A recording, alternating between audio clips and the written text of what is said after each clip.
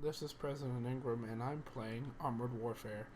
Now, I know earlier this morning I put up a video of my buddy Regan and I playing Armored Warfare, and I was in there was a T-54. Yeah, well, now I'm in the T-64, a Russian Tier 4 main battle tank. This game is awesome. I only last week I think it was I got an early access package, the basic package, and I hadn't played it that much because Vegan I didn't want to play it by myself, so I was waiting for Vegan to be ready to want to play again. And last night he and I started playing. I was at tier 1 when we got on. Within 2-3 hours I was already almost at tier 4. So this game is just that awesome. The research for the tanks is wonderful. The tanks are wonderful. The gameplay is wonderful. The mechanics are wonderful. This game is awesome, and I'm so glad that I bought in.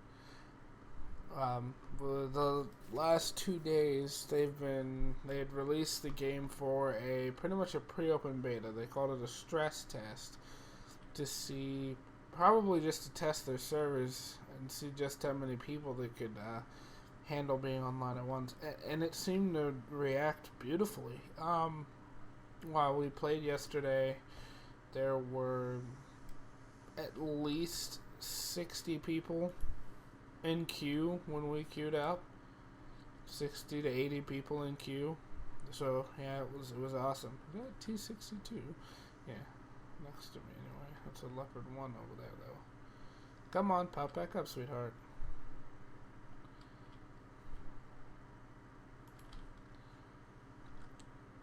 Oh, this game is so awesome.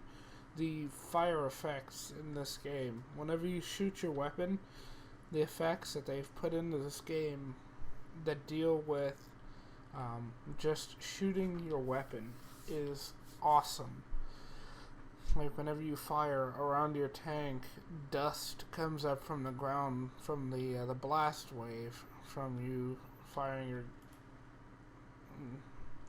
Okay, well I misfired there because balls. Was that a Patent 48?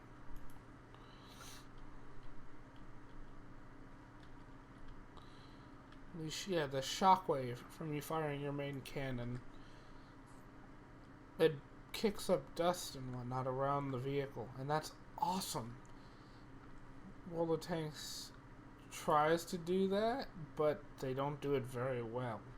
Another thing about this game, whenever you fire your cannon, if you notice from other people's barrels, whenever you fire your cannon, there's smoke that comes out of the barrel after the shell is fired, and that's realistic. That's awesome. I love it. You saw right there where that T-54 fired. And this game is just amazing. It's a modern tank game, and with modern weapons, modern vehicles, and everything isn't completely overpowered. Nothing is too underpowered. The matchmaking, oh my god, the matchmaking literally enforces fairness. It enforces fairness. Right now, I'm the only tier 4 in this match. And how do they balance it? They gave them more, the same tier 3s. Oh, actually, we've got one more tier 3. But we are crippled because we've got a tier 1. I mean, yeah, that's not that good in the way of balancing because we're pretty much down a tank, but that's not even true either because even a tier 1 can damage higher tier vehicles. You just got to be able to penetrate. Yes, it's the same with World of Tanks, but it's not so brutal here. What was that? Maybe we should have kept going to their base. I don't know, but this tank, look at this tank. This thing is gorgeous. I love this game. There's no denying it. this game, when it goes full open beta, World of Tanks is going to start looking real scarce. A lot of people are going to be leaving, and I'm sure of it, because when this thing goes open beta, the amount of people that are going to be YouTubing this game and whatnot are going to attract a lot of customers. Look at that. Come on the corner and just wreck him. What is that, a leopard 1? You, sir, have to die. Like that. And damage in this game. Oh my god, damage in this game. If you... Okay, so as my buddy Vegan explained to me last night, and this explanation is in my last video with him, whenever you shoot a tank in this game, you've got your base damage. So, say I do 312 base damage. If I hit a tank in a useless spot, like a commander's hatch, I'm not going to do that much damage, because it's a commander's hatch, and the commander's not always in the commander's hatch. In this game, you do damage based on where you hit the tank, what modules you damaged when you hit that tank.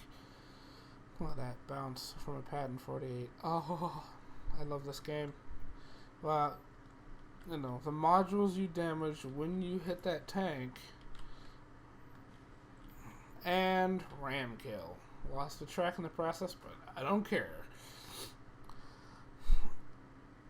And victory. Yeah.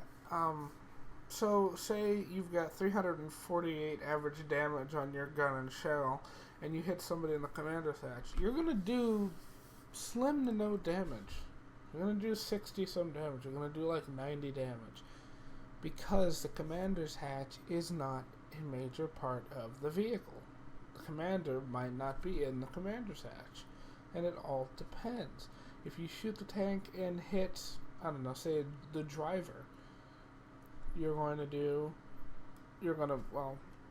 average roll, holy crap, you're gonna do your average roll, and then you're going to do damage based on what you hit, or if you hit any modules, any crew members that you hit. So if you take out the driver, you may do 400 some damage. And it all just depends on what you hit. There's going to be no more sniping a fender from behind a rock. That's sticking out behind a rock and being able to one-shot a tank at any 100. It's just not going to happen. Well, most likely because E100 is not in this game, nor will it ever be. But it's not going to be that irritating anymore. Those fundamental mechanics that World of Tanks has, that everybody thinks is terrible, isn't going to be in this game. Isn't going to be in this game. Not anymore. It's not going to be in this game. And it's wonderful. So, that's my take on Armored Warfare. Just first look, I've played maybe a total of 6 hours. A total of 6 hours, probably. And I am in love, absolutely in love with this game. So, last thing I want to talk about is what you get in PvP victories. In World of Tanks, it is so bone-grindingly hard to make good money in World of Tanks. In this game, I've got 4 kills, 4,136 damage, and 5 assists. I got the gold medal, earning the highest reputation on the winning team, and I got Master Gunner. With just that, okay, which this is all achievable in World of Tanks. This very stat page right here, these achievements, completely achievable in World of Tanks, except for that one. That would be a, mastery badge. But this is completely achievable in World of Tanks. In World of Tanks, you'd make maybe 80,000 credits from this. Maybe. No, not even. 4,100 damage, you'd make probably around 40,000 credits. And that's after modules, and not modules, but that's after repairs and rearming and whatnot.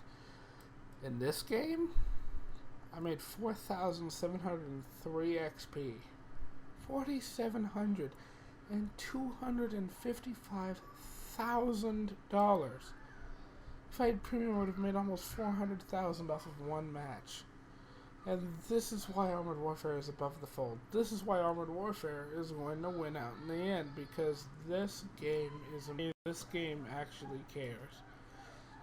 And that's really all I've got to say about that. This game is absolutely wonderful. And I am 100% behind thinking that when this game goes live, World of Tanks is going to lose a lot of people. I firmly believe it. But hey, you never know. Maybe maybe the guys over at Wargaming will finally get their heads out of their arses, take a lesson from Armored Warfare, and realize we are bleeding our customers dry. They're getting bored. They're getting irritated. They're getting bored with being irritated, and they're going to be looking for something new, and Armored Warfare is what they're going to be looking for. Because I know I am. This game is awesome. One thing I haven't really seen covered much by other YouTubers that play this is the system for researching vehicles. You start out with these two tanks right here, the PT-76 and the M113. The M113, I'm sure everybody knows by now, to get a new tank, you go through dealers. I know it sounds so shady, but you go through dealers. The PT-76 unlocks the Shishkin dealer, and the M113 unlocks Wolfie. Wolfie usually deals in American vehicles and some Russian vehicles, some British vehicles. It really just depends. Now, on the other hand, Shishkin, he deals with mostly Russian vehicles. He's got some Western European main battle tanks, so the British tanks right here. The Challenger 2 Leopard, there's the rest of the Russians. These tanks are coming soon. Oh, and I want to show you guys this. The PL-01. This is a new tank developed, I do believe, by Poland. That's supposed to be stealth, completely invisible to thermal radar, completely invisible to not thermal radar, but thermal imaging, completely invisible to radar. But we'll do a video on that whenever that's actually here. It's just coming soon for right now. And we've got the high caliber light armor, the Stingray 2. These little things are devastating. The tactical artillery, these are going to be fun. Oh my god, and artillery is not overpowered in this game. If artillery is looking at you, you know about it. And it lets you know. And it's wonderful. Absolutely wonderful. But, well, in the tech tree. So, you say you use the PT-76 enough that you unlock these two tanks. And the way that this game works when you're researching, you fill up a research bar and it opens up a new tier vehicle. Now, different categories have different requirements for unlocking their vehicles. Western European main battle tanks, the mission was damage.